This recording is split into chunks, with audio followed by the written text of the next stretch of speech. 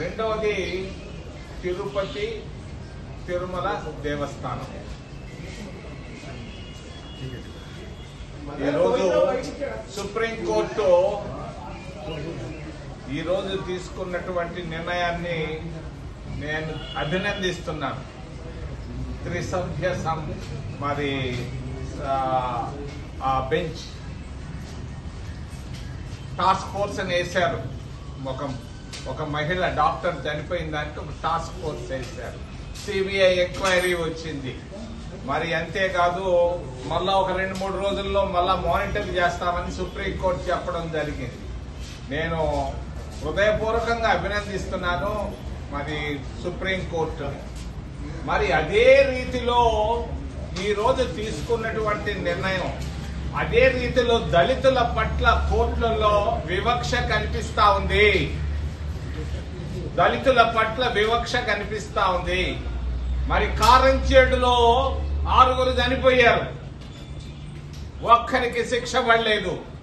కోర్టులే ఆ తప్పు చేసిన వాళ్ళని తప్పించాయి. అదేవిధంగా చుందూరు గుంటూరులో 8 మంది చనిపోయారు, ఇప్పటిదాకా ఒక్కరికి శిక్ష పడలేదు. అంటే కోర్టులలో కూడా కొంత వివక్ష కనిపిస్తా ఉంది. ఈ రోజు అభయకు చూపించినటువంటి మరి ఆ దృక్పథం దళితుల పట్ల కనిపించటం లేదు. కారంచేడు సుందూరు మొన్న ఆగస్టు 1వ తారీఖున ఇచ్చిన జడ్జిమెంట్ లో మరి రాజ్యాంగ స్ఫూర్తి లేదు.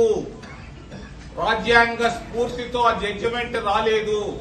మరి సుప్రీంకోర్టులో క్రీమీ లేయర్ అంటారు. అక్కడ జడ్జి కొడుకే జడ్జి అవుతున్నాడు. మరి గవర్నర్ల కొడుకులే జడ్జిలు అవుతున్నారు. అక్కడ లేదా క్రీమీ లేరు. మరి అంతేకాదు అక్కడ మరి ఏబిసిడీలు అని చెప్పారు ఎస్సీల్లో. ఇది తప్పని నేను తెలియజేస్తున్నాను. దేశానికి ఇది ప్రమాదం. బంగ్లాదేశ్ పరిస్థితులు ఇక్కడ అయ్యే అవకాశాలు ఉన్నాయి.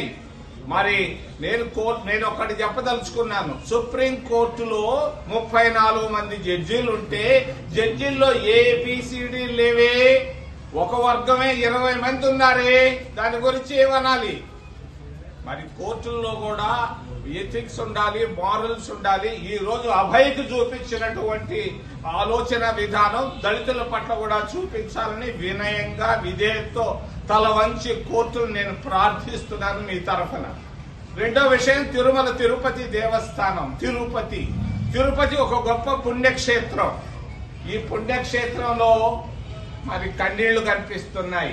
తిరుపతి పుణ్యక్షేత్రం కన్నీళ్లు క్షేత్రంగా కనిపిస్తా ఉంది ఈ రోజు.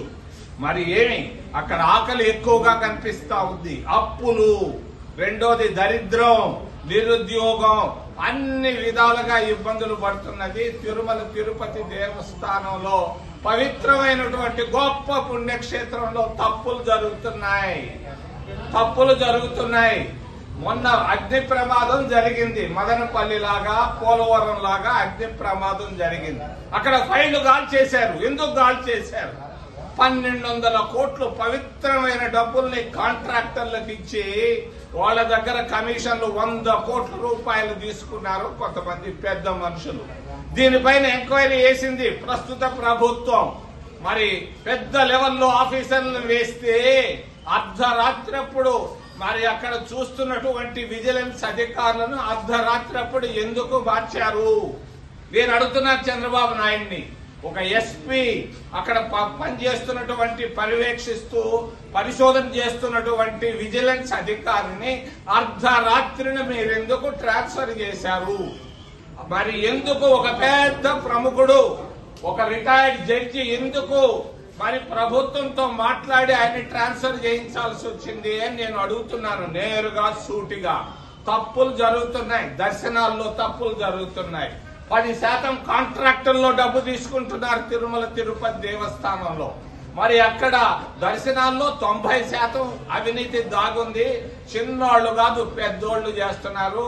దీన్ని చంద్రబాబు నాయుడిని నేను సూక్ష్మంగా సూటిగా అడుగుతున్నాను. అక్కడ ఉన్నటువంటి అవినీతిని తరిమి కొట్టమని. ఏదైనా ప్రశ్నలుంటే దయచేసి అడగమని మిమ్మల్ని చేతులెత్తి ప్రార్థిస్తున్నాను.